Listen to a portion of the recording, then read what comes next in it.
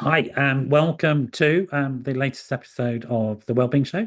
I've got a fantastic guest who's joined us from the West Coast in the USA today. Interrupted their sort of workout schedule for me, so I'm very grateful for that. And I'm sure they'll just jump back into it. So Seven is a UK bod. You shall hear from their accent in a moment, but over in the US at this point, and we'll get to know more about Seven in just a second. Just to remind everybody that we pre-record, it's not live, and there's Freddie. Let's all wave at Freddie. Can we have a look Oh at yeah, Freddie again? There you go. Proper English chap there. representing here in So Hollywood, representing. representing We all love a bit British of Freddie. queers, British kings and queens. So there you go. We got the royalty with us today as well, which is fantastic. Just to remind folks that this is pre-recorded, so don't call me when you hear the show, but do message me, and I'm sure Seven will give you some contact details towards the end as well, and we'll be happy to sort of field questions. And my number's 07506 319 745. WhatsApp is probably the best sort of method, and if you're WhatsApping me from outside the UK, +44, drop the first zero. That's enough from me. So, Seven, welcome. How are you doing? I'm doing great, but can I ask a technical question Yeah. quickly? Do you want me to I've hidden my self view because that's more comfortable for me, but do you need my self view on for the viewers? I'm No, not no, it's 100% fine. sure. It's fine. It's It's fine. fine. We've got the usual split screen going on from my. Oh, okay, you're seeing different to me. Okay, Yeah, yeah, good. that's fine. So, thank you for asking, though. That's really good. How are you doing? I'm doing really great, thank you, Noel. I'm considering that the stuff that's going on in the outside world, I'm feeling pretty serene and happy, Good. even. Good. And I think that's testament to the power of the program of recovery that we work, that Great. one can be calm and serene in the midst of all of this Yeah. pain, anger, chaos.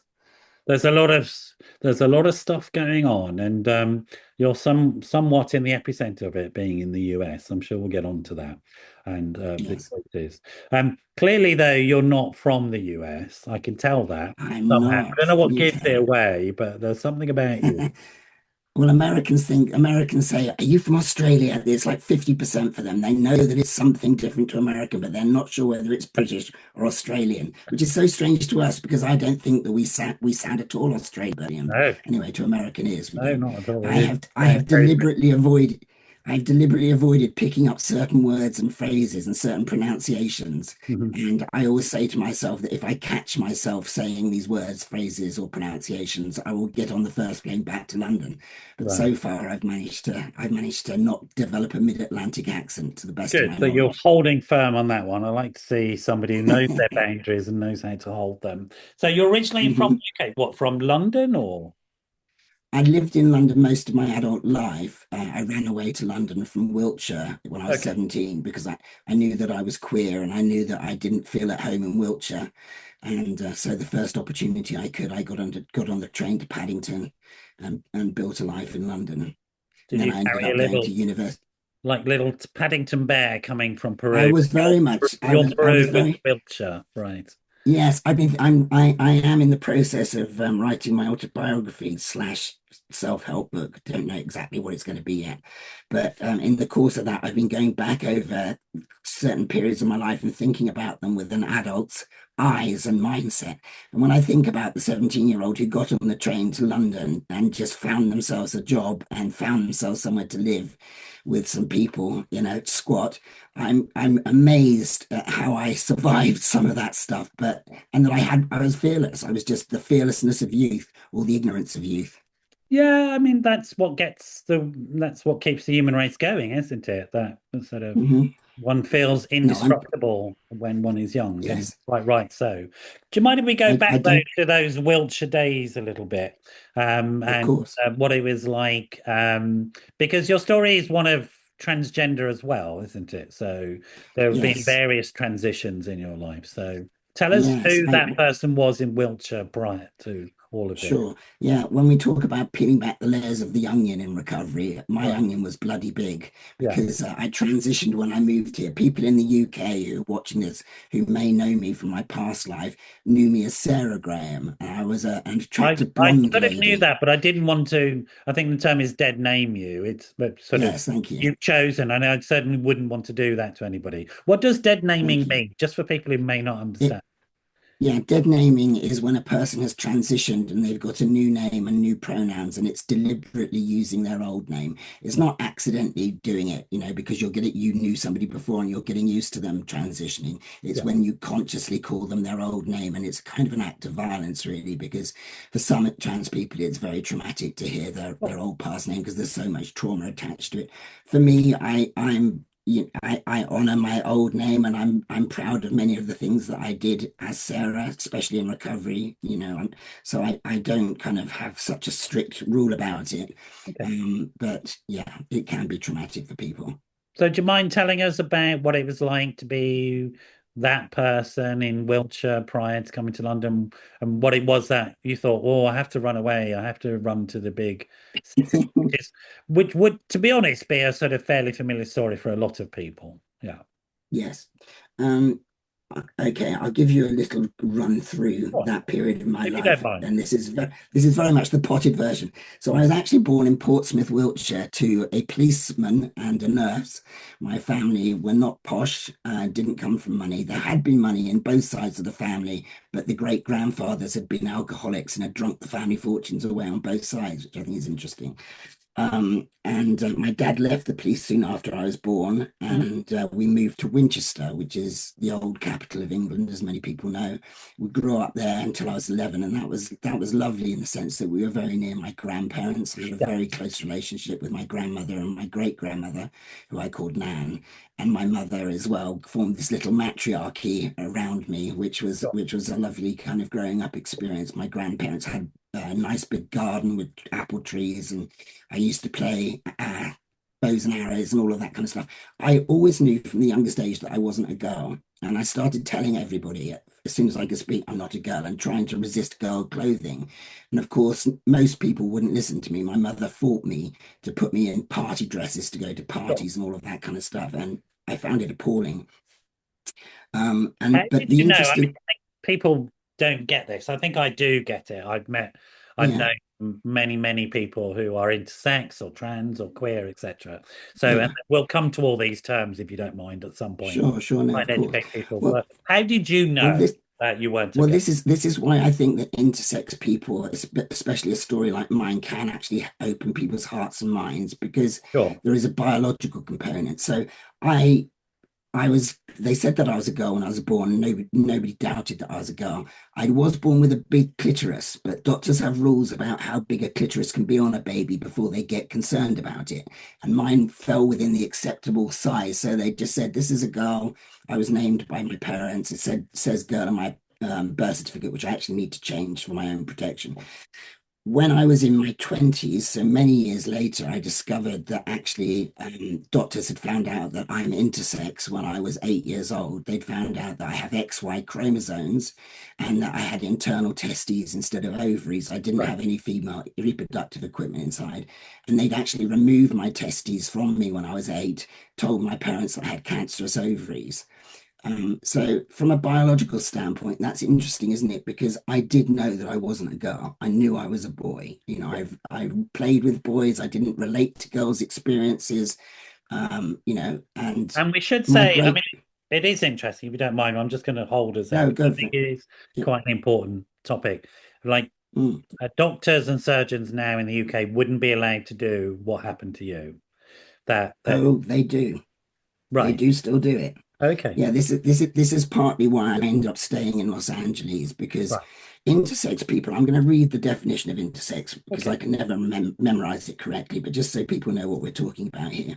Intersex is an umbrella term for people born with sex characteristics, that's chromosomes, genitals, or reproductive anatomy, that do not fit the typical binary definitions of male or female bodies. Sure. So actually, we're told that everybody's male or female, and these two distinct sexes, and that's it.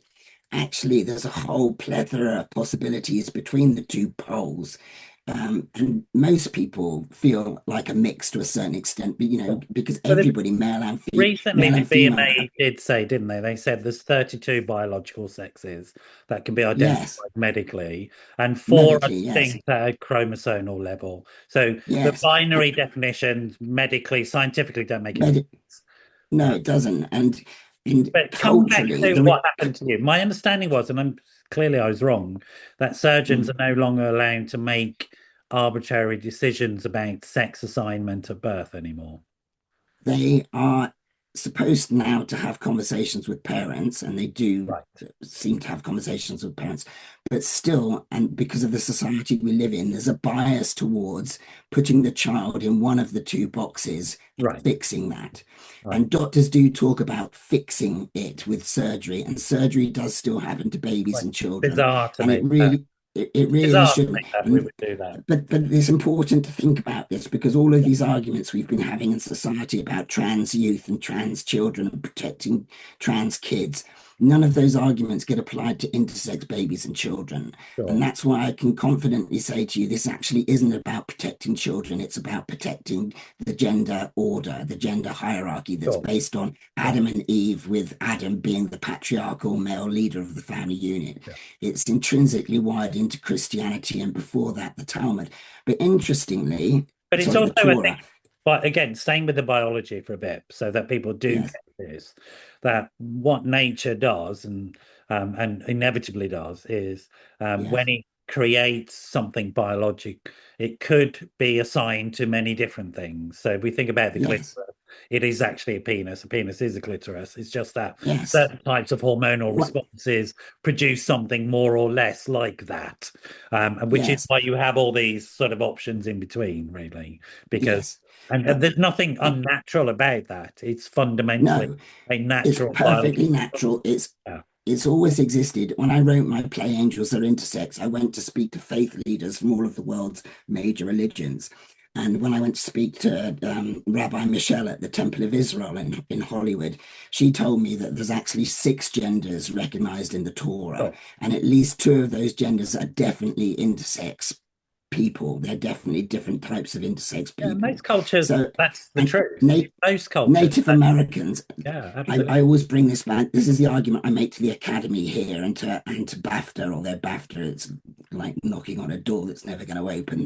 They give it a lot of that, but actually they're not interested in engaging with this issue. But anyway, here, Native Americans, most tribes had what they call two spirits, which are people who are between the common sexes, and they might be what we would call trans people today, but they could also be what we call intersex people today. But two spirits are honored by the tribes and actually seen as the best warriors and the best healers, and played a very important point in the tribe, part in the tribe, because often they were infertile, so they would be an important person helping out raising the tribe's children, Yeah. especially with the healing arts and all of that kind of stuff. Thanks for that, Simon. It's really helpful to, and it's also, I think it's really helpful to model how it is possible to have conversations about these issues that don't become binary and angry, right? And we Yes, need to have more informed conversations between yes, decent people to model how it is possible to talk about these things, because there are quite dark forces going on at the moment that would like to see radicalization happen, that would like to see disconnection between people, and that would like to yes, present simplistic messages. And simplistic messages are dangerous messages. I want to go back they to are. that child who knew Yes, they sorry. weren't. Okay, No, so that's that child okay. knew. I mean, you knew you were telling people what happened when you said to people, I'm not a girl. What's going on here?" Well, what the first thing that happened was my mother wasn't a horrible person. She wasn't trying to torture me by putting me in dresses or anything. She just wanted a little girl, and she thought she had a little girl Sure. biologically. So she was just, trying to, she liked pigtails and pretty dresses and all of that stuff. Okay. She wanted me to do ballet. Ballet, I hated ballet. But anyway, but my great grandmother, my nan, saw me. She really saw me as a child. And so she would buy me things like an Action Man instead of a Cindy. And she would let me have the bicycle I wanted, which was a black Commando bicycle. So I did do some gender binary bending stuff as a child, and I was allowed to. But people said to me, "Oh, well, it's because you're a tomboy. You know, you're like George from the Famous Five. You're a tomboy." And then Yeah, later on, when I was 17 and I fell in love with a woman for the first time, I thought, "Oh, it's because I'm queer. You know, it's right. because I don't fit into the sexual category of heterosexual. It's because I'm queer. So that explains my gender stuff." That's how I managed to forget for many years until I came here and transitioned, and we'll get to that later. But I forgot for many years and I pushed it down, the fact that I knew I was a boy, and I lived as a woman for, 40 something years of my life. And what was the consequence of living in a sexual identity that you now know was incorrect? What would you say? What was that like for you? Well, this is where it gets really complex. And Right. as therapists, it's a fascinating area because I can really see the interplay of societal conditioning, the unconscious, the conscious trauma. That as a child, I was a very happy child, very athletic child, very kind of out doing stuff child.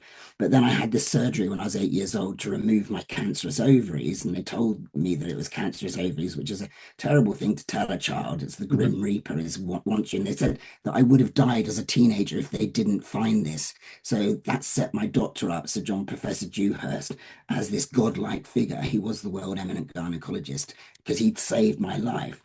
Um, but that trauma actually really affected me in many ways. It predisposed me towards sexual abuse by adults. And that isn't the case for a lot of intersex children because our boundaries are so violated by doctors.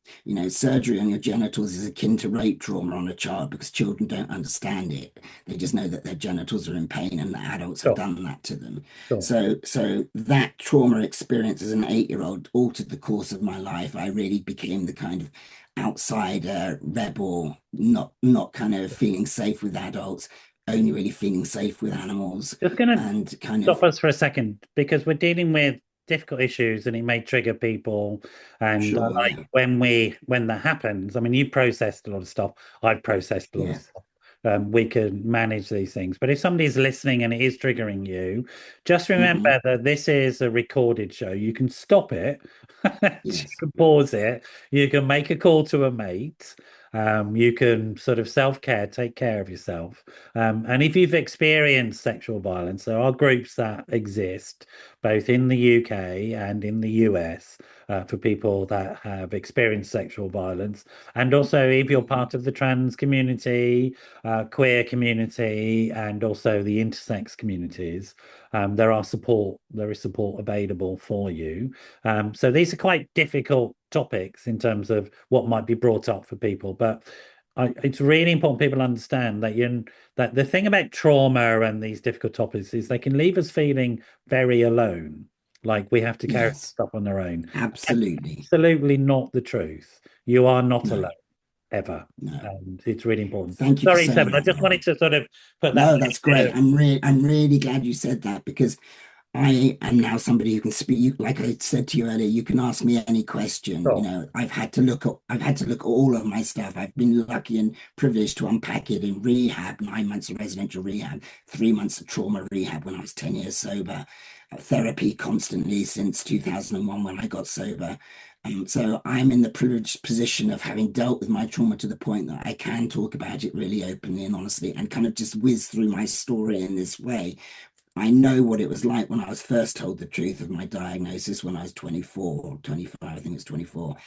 Just the fact that he said to me, those ovaries weren't ovaries, they were gonads, exploded this trauma bomb in my head where I just felt this wave of shame wash over me. Sure. And I thought I was a freak and that nobody would ever love me. I was really scared because I had a lesbian girlfriend in the waiting for me outside the room. I thought she's going to still love me now. She knows that I'm biologically much more male than female. Yeah. It exploded a kind of, well, it exploded what became my addiction rock bottom in 2001. It kind of nuclear powered my addiction through my 20s into my early 30s. Okay. But it's very important for you to say what you just said because um, even little tiny things can be very triggering for Yeah. people who've been through trauma. PTSD can be triggered by the tiniest thing. Yeah.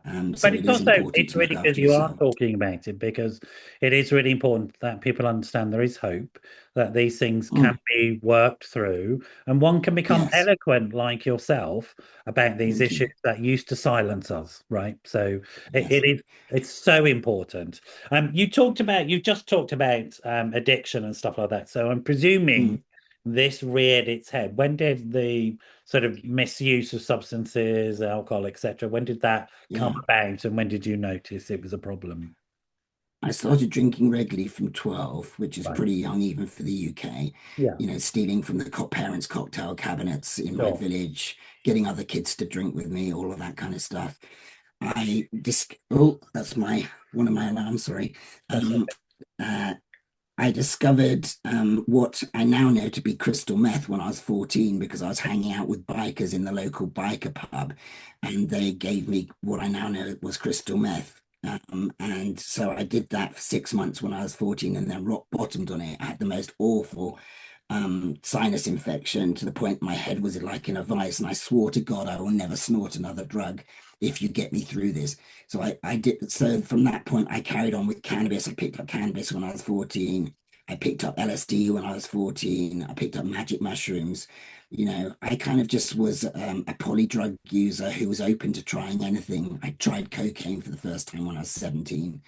And but for years I could deny that I had an addiction because I was very much a binge user. I very much oscillated between having very healthy periods, you know, working out in the gym, cycling. I was being a big cyclist, cycling to the BBC when I was working at the BBC, all the way from the East End, eating really healthily Monday to Friday, and then picking up drinking drugs on Friday night and partying all the way through to Sunday night. I Mhm. was that pattern of use. But often, So I could I mean, deny. it is often facilitates a lack of insight when one is a binge user. I mean, but even Mm, daily users have lack of insight. It's part of yeah, any sort of mental illness, the lack of insight, and then sure, surrounding oneself with people who are similar.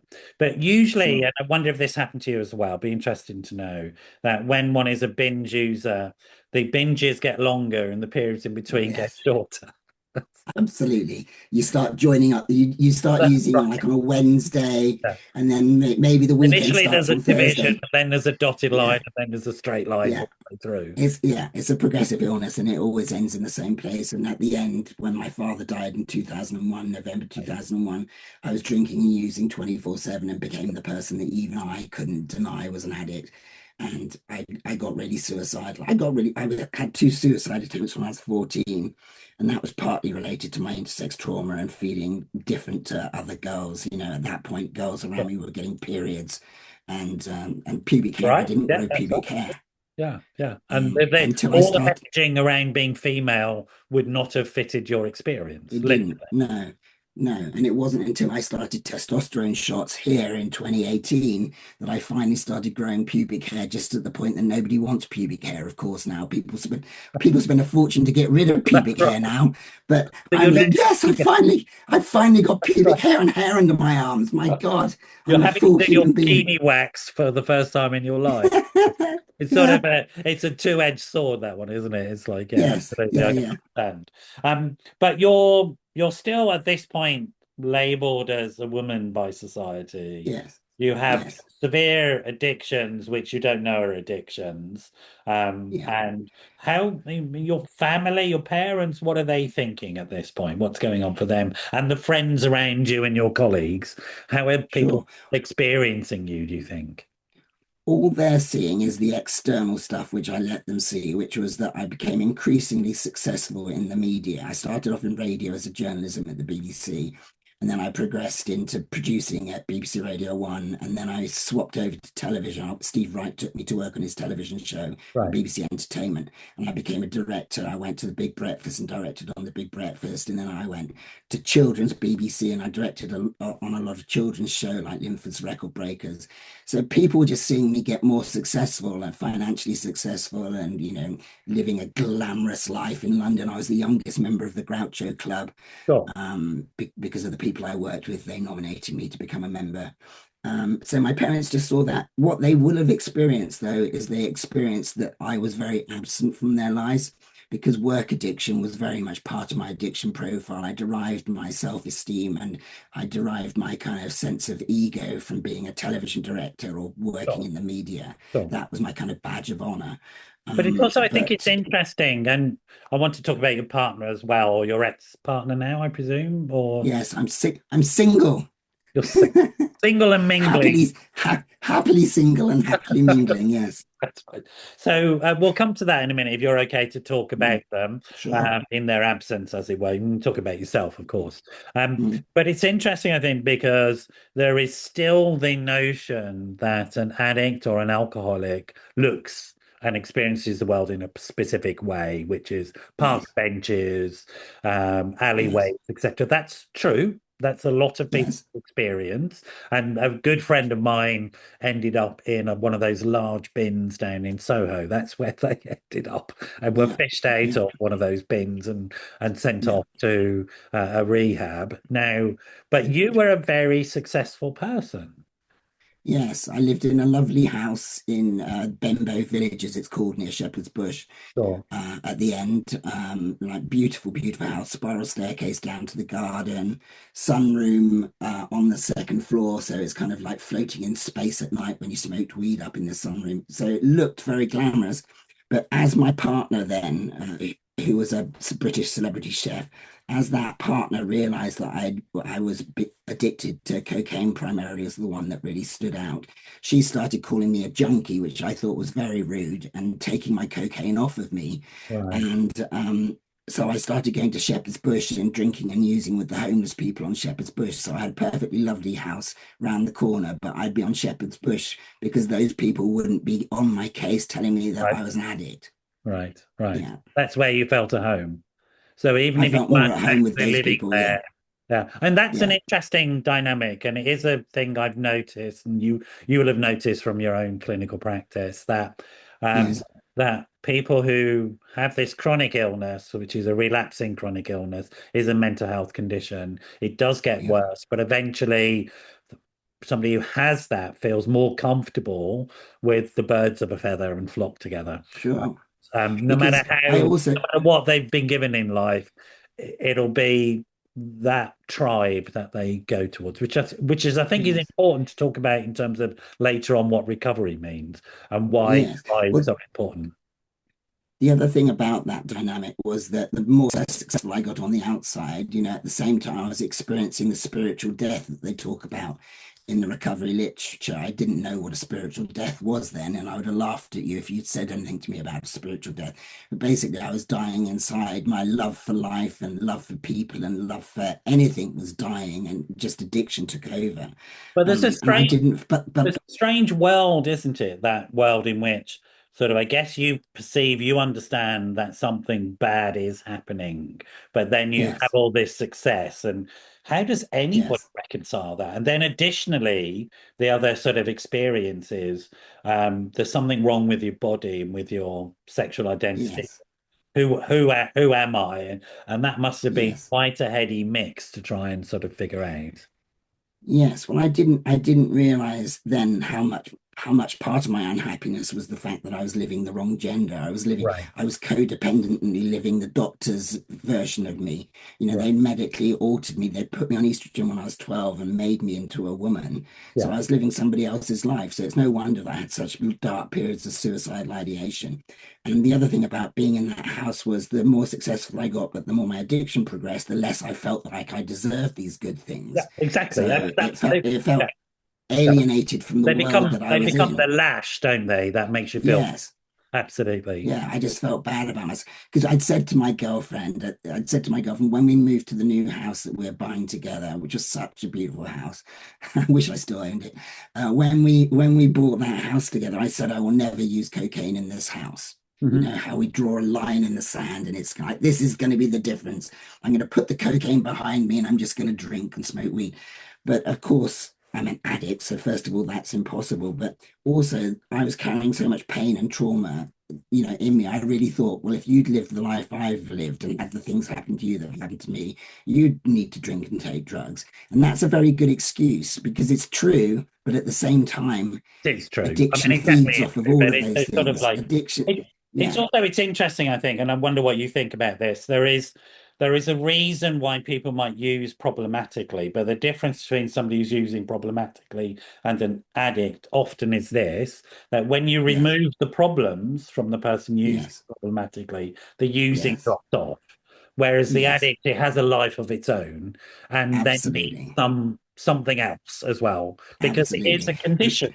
It's not Yes, it doesn't flow. It does in many people's lives, it flows from something or it'll be triggered by something, but it should be understood as a condition in and of its own right. absolutely. And I don't know what kind of clients you work with, but when I was running my clinic at the Hale Clinic in London, which I ran for the last few years before I moved here in 2015, I was working with clients that were very, very successful people. I'll just give you one example because she's passed and her family won't mind me saying this. I helped Amy Winehouse stay clean when she was picking up her Grammys Sure. for the Back to Black album. And I worked with a lot of very, very successful people. But what those people discover is that they think that they're going to be happy when they get their BAFTA or when they get their Not Golden at all. Globe or whatever, No, no, no. or when they get the house and the status and everything. But then they just find that it's still just them with that life, with all the trophies, and But it's the it's addiction interesting, I still think, there. the issue around like misuse of substances, because at some point the substances become the problem, but they Yes, often start out as a form of solution, yes, and oh, people are absolutely. attached to it because they're a form of solution. And then the Yes, absolutely. dependencies form, the isolations form, the low self-esteem, the difficulties, the sort of patterns of behavior. Let's go forward a bit. At what Mhm. point and how did it happen that you went, this is not working for me, these substances, this alcohol, these powders and pills are not working. What can you tell Mhm. us what happened there? Well, well, my dad had died. I was using 24/7. Every day was like hell. If I had slept, waking up and thinking, oh, I've got to do all that again was like hell. One day, my partner found me at 7 o'clock in the morning leaving the house. And it's a miracle she heard the door because she was like 3 floors up. She heard me leaving the house, and all that was going through my mind, and this is why I have no problem with accepting I was insane. All that was going through my mind was, I'm going to the Thames and I'm jumping in because I can't do Right. another Oh, day. you poor thing. So Just so a that's the horrible point place to she be. kind of grabbed me at, and Yeah. I'm very, very grateful that I was able to be honest with her. And then she got a friend of mine who was sober 6 months at that point, who was somebody I used to party with and go to his clubs. He was a club promoter. He came to see me in my rock bottom in our house and carried the message to me. He was transformed by 6 months of recovery. I could see the light in his eyes. At that point, I thought it was impossible for me to stop because I felt so powerless. But he said to me, look, you know that I use like you and I'm not using now. So do what I do. And he'd been to a rehab called Farm Place down in Surrey. And I didn't have the money in my bank to go, but fortunately, I had a bank that had seen how much money I'd earned in recent years. So they extended the credit for me to be able to go to rehab. And I ended up doing 7 weeks of primary rehab at Farm Place, which was owned by the Priory Group. And then I went on and did 6 months in their residential secondary rehab because I was so love addicted to that girlfriend. I was so codependent. It took 6 months of secondary treatment for me to be able to put that girlfriend down and recognize that I was as addicted to her as cocaine, Okay. and it was an unhealthy relationship, and that I needed to be on my own and do the healing on my So can own. I ask you a couple of questions? Mm, So when you say sober, that seems to have a specific meaning for you, and recovery mm, seems to have mm. in what way are you using those words and what do they Yeah. mean? For For, people who may not understand. for my recovery, sobriety encompasses not using any mood altering substances. Okay. I tried for years. I went to my first NA meeting in 96, got sober on the 12th of NA December being Narcotics 2001. Anonymous, right? Narcotics Anonymous, sorry, and AA. I tried AA as well. And But AA I'd is always Alcoholics try Anonymous. So for people. Alcoholics Anonymous, sorry, So I yeah. said to you before I'd we all, started, if you use letters, if yes, you start getting talking to me in yeah, spaghetti letters, I spit yes, the alphabet. I'll have to sort of pull you up. good, So good. Well, I've been to a few of those meetings, but I'd always thought that I could create my own program. I thought 12 steps was far too many. I needed four or 12 five. steps Of mean course, the 12 steps of the AA recovery program. Um, so step one is those admitting your terms are account. sort of interchangeable. Alcoholics Anonymous, Yes, 12 step. Narcotics Yes, Anonymous. They're all sort of 12-step programs. yes. Okay. But I'd gone to those meetings and I'd heard the differences, not the similarities. But the great thing about going to rehab was that they made me go to meetings. There wasn't Right. any choice. You had to go to meetings. And I stayed in the meetings long enough to be able to hear the message that I needed to be completely abstinent and that I needed to work the So 12 what you steps were of planning recovery. to do, because you've said earlier on in the conversation, we're like, Mm, I won't use cocaine at home, but I still will drink and smoke weed. yeah. So that was I the sort of still had bargaining going on. Yes, I still had that hope that there's got to be something I could do because it's so bloody uncool, isn't it? To be completely sober. This is my thinking. Of course, I think being sober is the coolest thing now. Yeah, yeah, And yeah. some of my friends in recovery now are just incredibly cool You people. seem very cool to Because me, Seven. You seem very, thank you. Very, very cool. absolutely. But yeah, so I've been completely abstinent since 2001, and I thought I was going to go back into television. I wanted to win the BAFTAs that I should have won. I'd ended up in Saturday night entertainment shows, but instead, it became obvious to me that I was going to become a therapist. Doors flung themselves open for me to train to become a therapist. The Priory paid for me to do their addiction counselling diploma, which was a miracle, getting something free out of the Priory. My God! So I The did banks that. are They giving gave, you money, the prior is giving yeah, you training. Oh, yeah. good Lord, what's going on? Yeah, somebody wanted to keep me alive, and it That's wasn't right. me. That's right. So I trained and became a qualified addiction therapist in 2005. Right. Fortunately, at that point, the Priory is going through a restructuring, and after I'd done my placements in Farm Place and the Coach House, they then didn't have a job for me. Yeah. But in Surrey, there was a deal being done between the NHS and this charity called Involve, which was a holistic treatment service for young people in London, was what they'd done previously working with gang members. So anyway, they created this new service that was a mixture of these two different models of recovery. And I got to go and work there and write my own stimulant drug program. Because it was completely blank sheet. What are we going to deliver here? We've got the money. What are we going to deliver? And so I wrote a stimulant drug program that involved holistic elements like auricular acupuncture, like massage, other treatments that will help people calm down and relax and just Okay. let go of what they're doing. And that model became so successful. We had such good outcomes that the psychiatrist there, who was he was kind of working in the Home Office as well as being a psychiatrist in the NHS, he recommended me to become a member of the Advisory Council on the Misuse of Drugs. And then also I'd run a campaign to try and save the only teen rehab in the UK, which was called Middlegate. Unfortunately, we couldn't save it and it shut down. But in the course of making that little film about that campaign, I'd met this MP called James Brokenshire, who was actually a Conservative MP, but he was a lovely, lovely man. Sadly died Sure. of cancer in the last few years. But he also put my name forward for the Advisory Council on the Misuse of Drugs. And then the Home Secretary ended up appointing me. So I became the only out sober person on the ACMD, Well done. Well, and the only person actually working in treatment with real patients, right. clients. Everybody else, they were experts in their fields, but they're primarily scientists who, like the world famous chemist who knew exactly what was happening in a petri dish or whatever, but couldn't tell you how those drugs affected humans in the real world. Yeah. Yeah. So I got to serve six years on the ACMD and sit on many committees here. I had security clearance, so I got to hear a lot of the stuff going on behind the scenes as well as in the public domain. Mhm. And I got to learn an awful lot about addiction and treatment globally because we pulled in experts from around Sure. the world Sure. and had the most amazing time. And it really supported my clinical practice. And I really had a wonderful time the last 6 years of my time in the Sure. UK working as a But therapist and still, working with something them. must have been niggling at you because you were Mm. Sarah rather than Seven. So Yes, can we I join didn't those know. thoughts up a little bit? What was going on Sure. for you? Yeah, So yeah, again, you're really successful, sober, clean, great, yeah. and still really successful. But there's Excuse still me. a sense of dissatisfaction going on somewhere. I got married twice in recovery. So I had two different marriages in recovery. The second one was to an American woman, which is why I'm in America now. She came to live with me in the UK for 2 years, and then the marriage was breaking down because she was so depressed being in the UK with no Sure. sunshine. So I came to here in 2015 to save the marriage and got a 10-year green card because we hadn't applied straight away. I both of the marriages failed, and I had, more than 50% of the reason why the marriages failed. After, as the second one was failing, I went into trauma rehab and did 3 months of trauma rehab to look at my childhood trauma.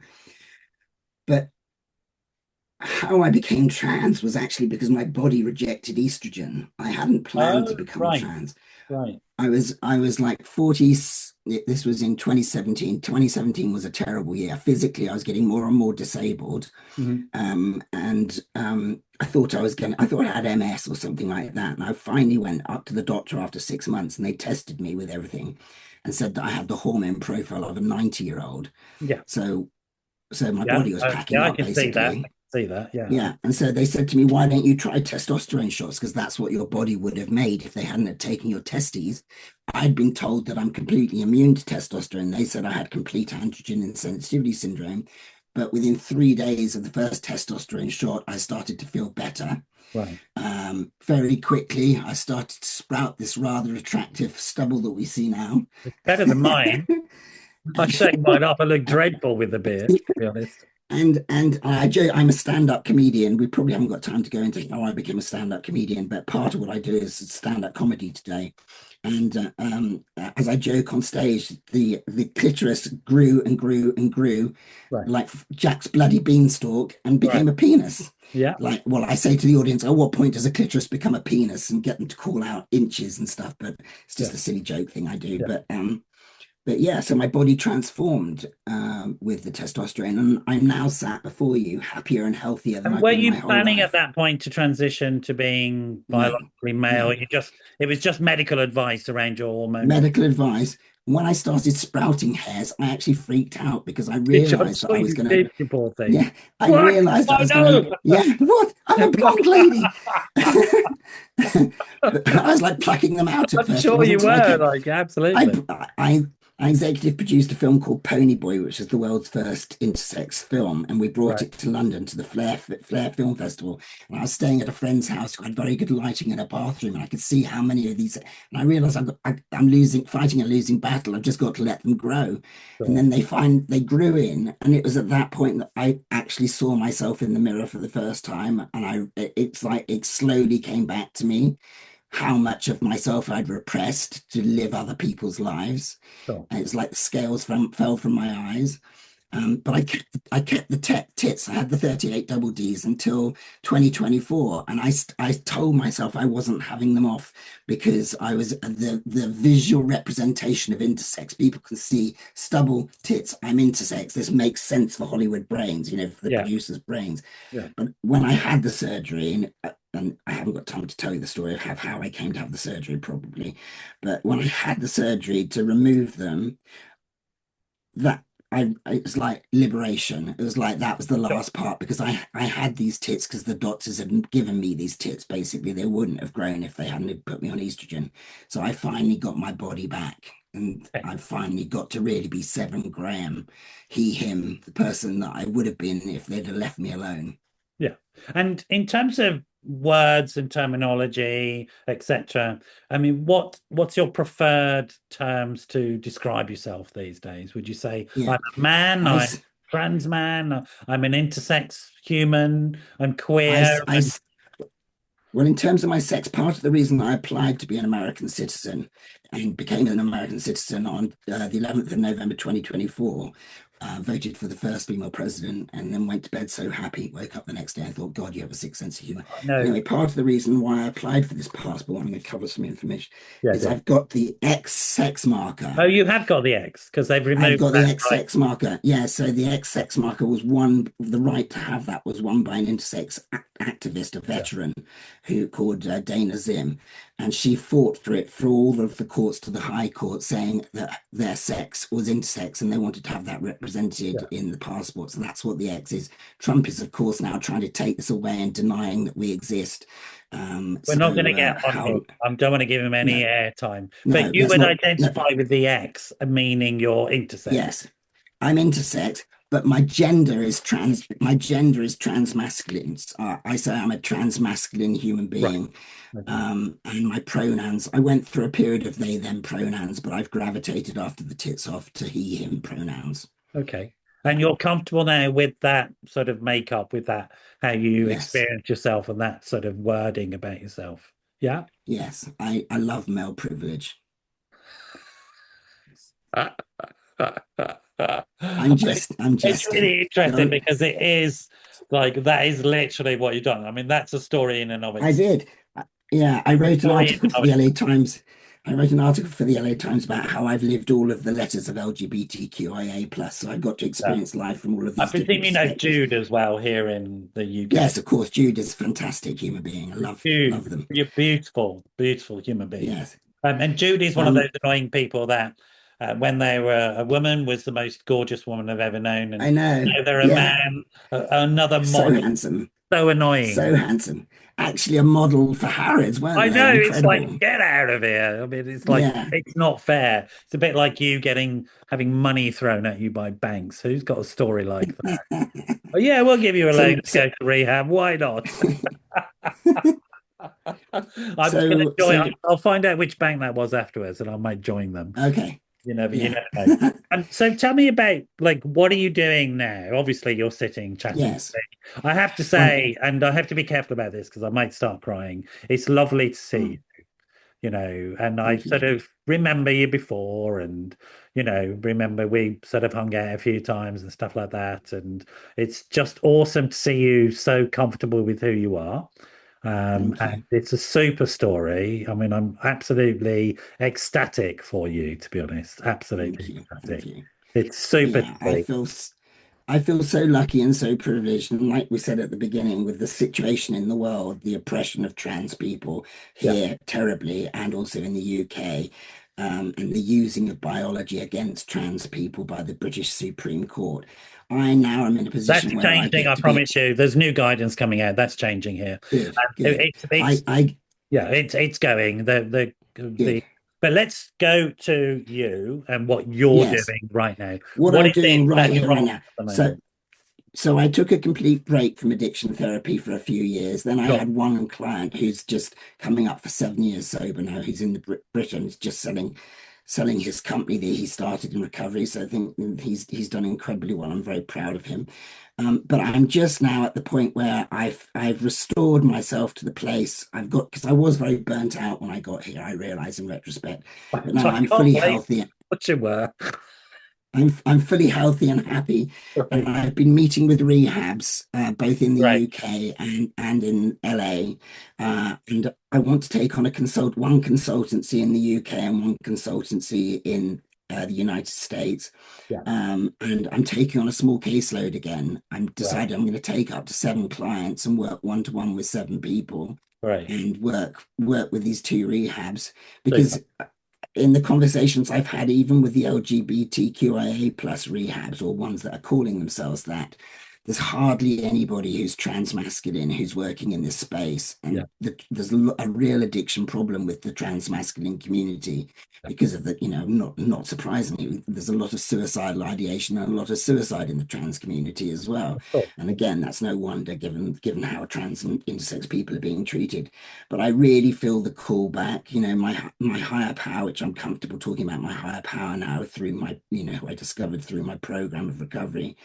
I feel the pull back, like I felt that pull to train to become an addiction therapist leading up to 2005. I feel that pull again, and I Right. can tell that the skills that I have and the life experience that I have is needed back in the world of addiction And treatment and recovery. we do need to end, but I wanted to sort of maybe finish on this and see what you think about it. Yeah. There is that narrative about being a survivor and then becoming somebody who thrives. It seems to me you're now thriving, and that's what I'm Yes. feeling from you. And that's why Yes. I'm so emotional about sitting here with you, Thank you.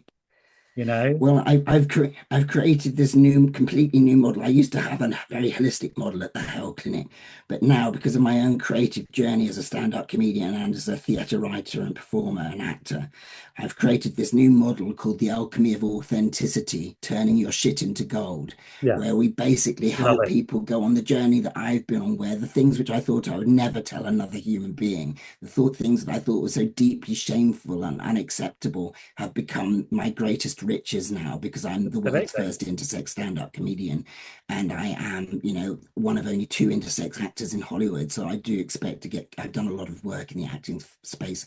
I get it. I'm expecting to get cast in something good soon, God willing. Great. Um, How but do but people yeah, get there's a hold of lot. you, Seven? How do they get hold of you? If they're Yes, looking for you as a consultant, if they're looking for you as a therapist, looking for you as an actor, as a stand-up comedian. I mean, like, yes, how do they whatever, how do whichever banks hat they how do want me banks get hold of you to throw money at you again? Have you got to. a website? um, I've got a website which is www.7grahamsolutions.com. It needs to be built up a little bit more, but it's okay. You can contact me on Instagram via Angels Are Intersex, Angels plural of angel, RARE, then intersex. Oh, that's my umbrella. Um, and my email, I'm very happy to give your Right. listeners my Yeah. email is Yeah. 7grahamsolutions@gmail.com, Brilliant. 7grahamsolutions at Brilliant. gmail.com. Well, I'll make sure when the show goes out that those details are on the commentary as well, so that people can Thank have you. access to it. And I What I really do, appreciate having this space with you, Neil. It's really wonderful of you it's to such a pleasure for do me. this It's lovely to podcast. catch up with you, and it's always inspiring to see people who don't give up on themselves and just keep chipping away, finding the solution, gradually building it and building it and building it. And also, the very fact that you are here talking in the way you are will save somebody's life. And we're in the business of saving people's We lives. are in the business of saving people's lives, and recovery is possible. I genuinely believe that everybody can recover if they have the real willingness and if they're given the tools by the right people. And enough time. And this And is what I think is so fantastic about this period that we're living in with artificial intelligence and with social media, yeah, is it is possible to carry the message to millions more yeah, people, yeah. and it is possible to learn how to get into recovery via the internet, which is such a Oh gift no, to the it's world. amazing. But I'm going to finish on this sort of with all of that stuff as well. But the important Yeah. thing is time. And I must Hmm. say to people who are feeling in difficult times, for example, Yeah. within themselves, don't let a temporary emotion lead to a permanent decision. Just Yes. keep going. Just keep going. Don't give up on yourself. Yes. You can get to Yeah. the point where seven is easily, not easily, but you will get there if you keep yourself alive and keep asking for the answer. You may not get the answer immediately, but you will get it. So for now, we're going to have to finish. I want to say thanks, Seven, for coming on. It's such a pleasure to catch up with you again.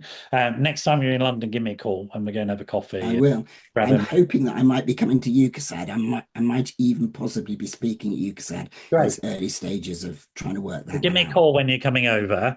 So Great. for now, we're going to say goodbye, folks. I hope you found that as illuminating, interesting, and insightful as I did. It's really important, folks, that you feel comfortable having these conversations. There are dark forces out there that want to tell Hmm. us that we can't talk, but we can. Yes. And talking is the Yes. solution. I'm going to wish you all well, and I'll see you at the next episode of the Wellbeing Show. So goodbye for now. Well, thank you very much.